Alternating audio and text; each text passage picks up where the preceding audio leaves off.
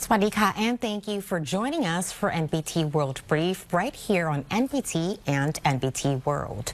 You're with me, Tra Tirakausan. In our first story this morning, Thailand and Indonesia have agreed on a 5-year strategic partnership plan aiming to expand bilateral trade beyond $20 billion and strengthen cooperation on security and regional development. Prime Minister Anutin Chanvirakul and Indonesian President Prabowo Subianto held talks in Jakarta, Indonesia, where the two countries signed the Thailand-Indonesia Strategic Partnership Plan for 2026 to 2030 to guide cooperation over the next 5 years.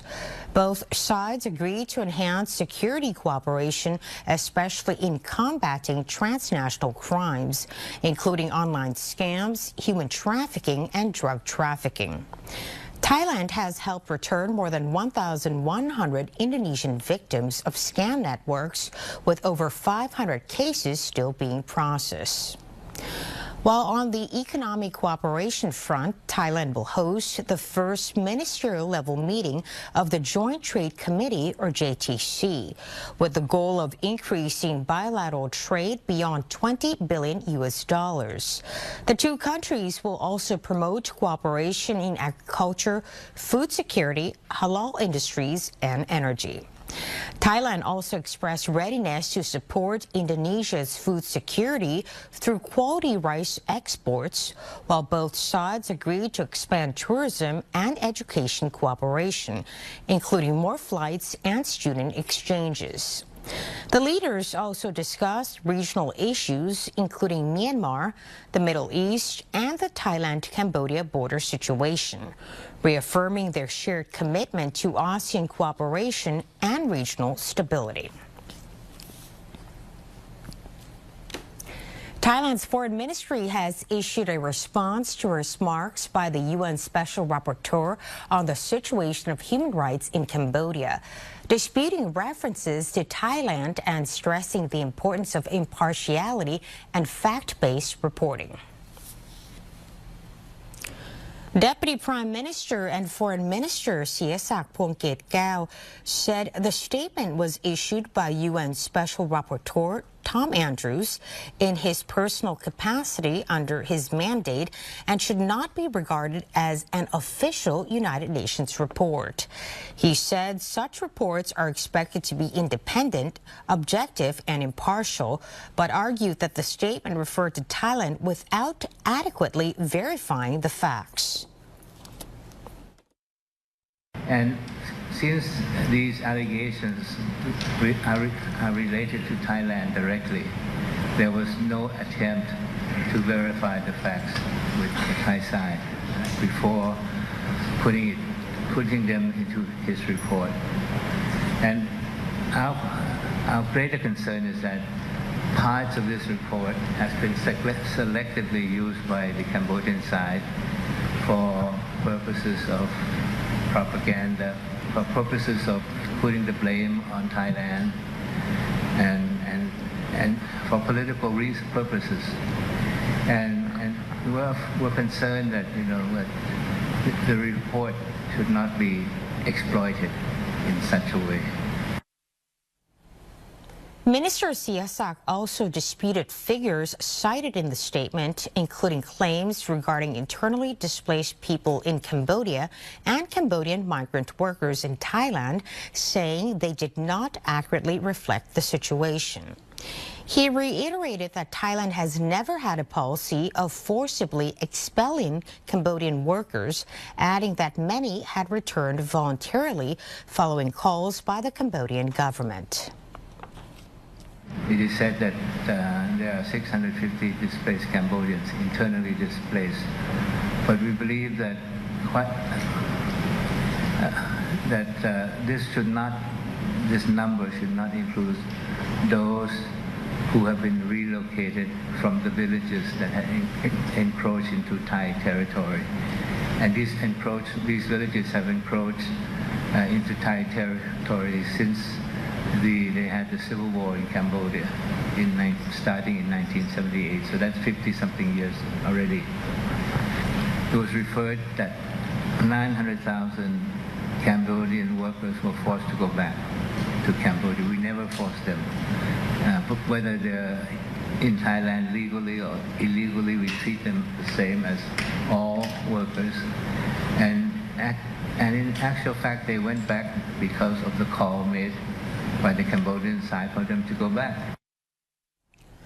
The foreign minister also expressed concern that the statement could be used for political purposes and reaffirmed Thailand's commitment to human rights and cooperation with UN human rights mechanisms. He said any assessment should take into account verified information and perspectives from all sides. Meanwhile, Prime Minister Anutin Chanvirakul has ordered tighter security across Thailand's southern border provinces following an attack on a police station in Yala province. Prime Minister Anutin Chanvirakul said security agencies have been instructed to strengthen operations across the southern border provinces and work together to protect local communities. His remarks came after gunmen attacked a local police station in Yala province yesterday morning. Officers returned fire before the attackers fled. No injuries or deaths were reported. The Prime Minister also ordered a continued crackdown on drug trafficking and smuggling, saying that authorities have full powers to take action against offenders without waiting for orders from the central government. He stressed that the government would not tolerate corruption or protect those involved in criminal activity. He added that peace dialogue would continue alongside security and law enforcement measures to help bring lasting stability to the region.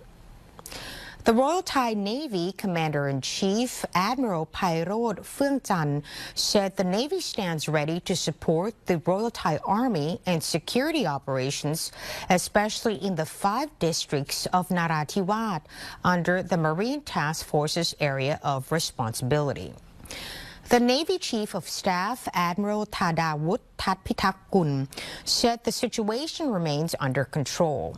He said security checkpoints have been reinforced and surveillance at Narathiwat port has been stepped up to prevent suspects from escaping by sea. Thailand is hosting the 4th IEEE BIOSENSORS conference, bringing together global experts to advance biosensor technology and research applications.